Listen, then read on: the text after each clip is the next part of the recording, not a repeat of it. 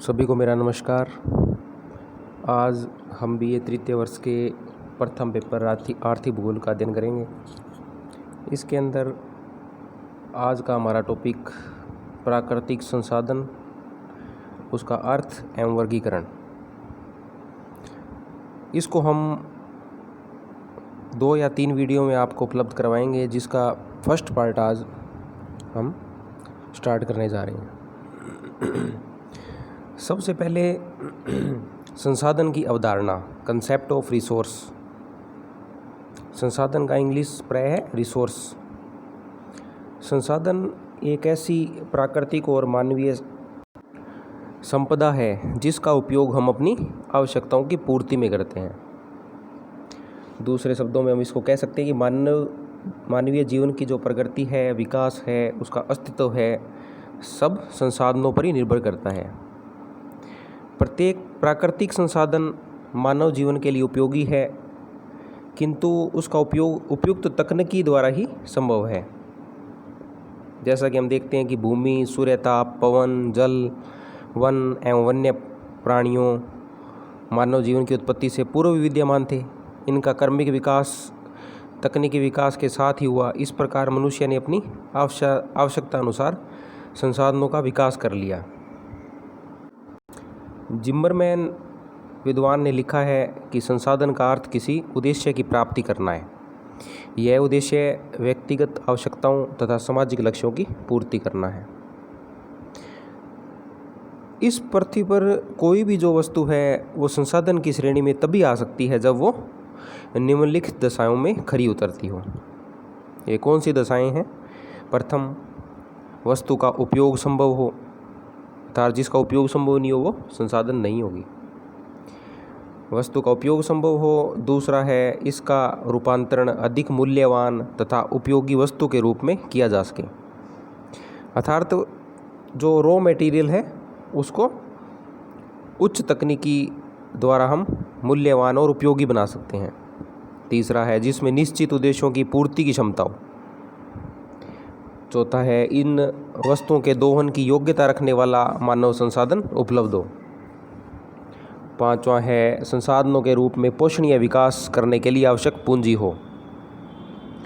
संसाधन शब्द अंग्रेजी भाषा के रिसोर्स शब्द का पर्याय है, जो 2 शब्दों री और सोर्स से मिलकर बना है, जिसका आशय होगा री इक्वल टू दीर्घ अवधि या पुनः अगेन, और सोर्स होगा साधन या उपाय, डिवाइसेस, अर्थात प्रकृति में उपलब्ध वे साधन जिन पर कोई जैविक समुदाय दीर्घ अवधि तक निर्भर रह सके तथा पुनः पूर्ति या पुनर्निर्माण की क्षमता हो।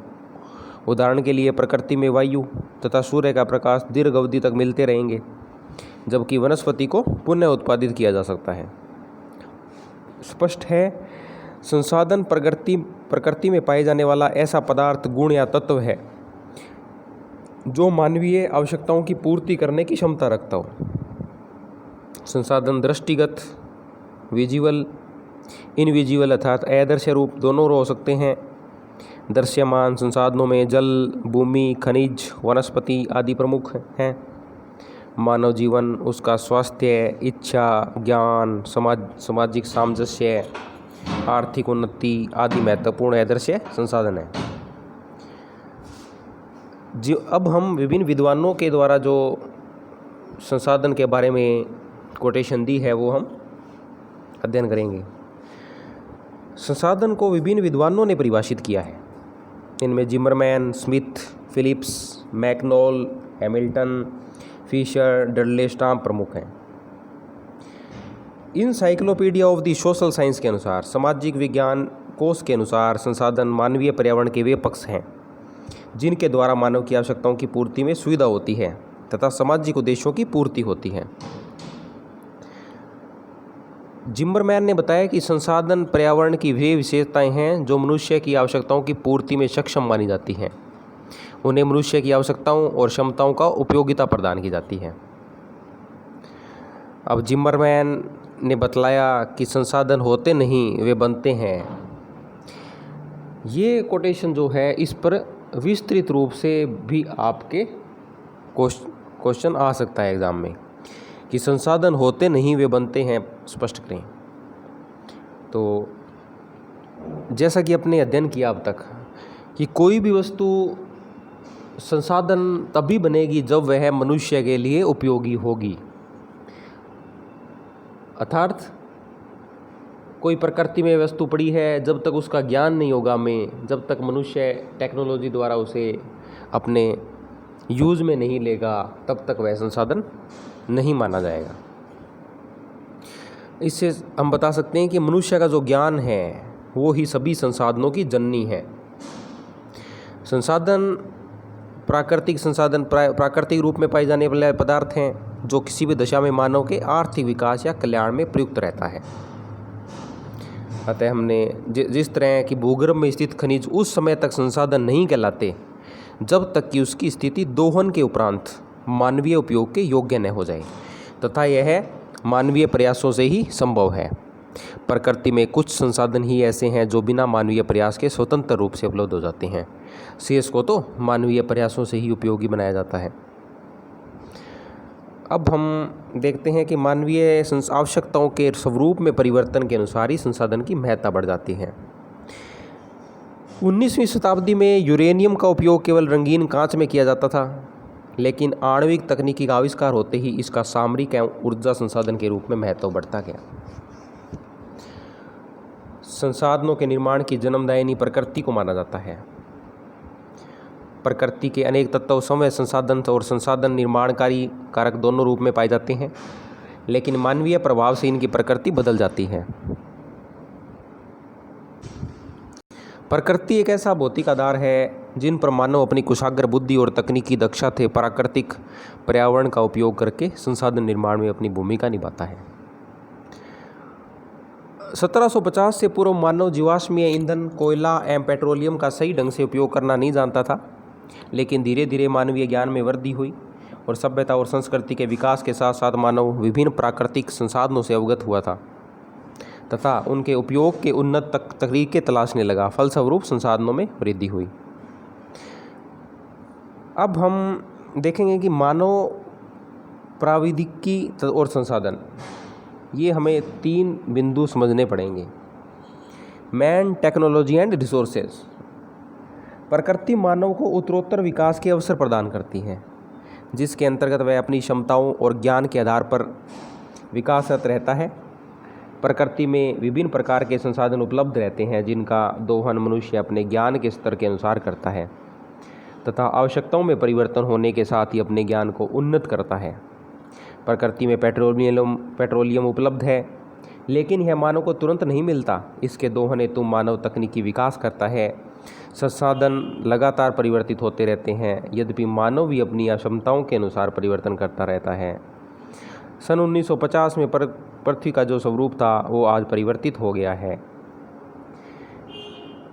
मानव प्रौद्योगिकी पदार्थों को मूल्यवान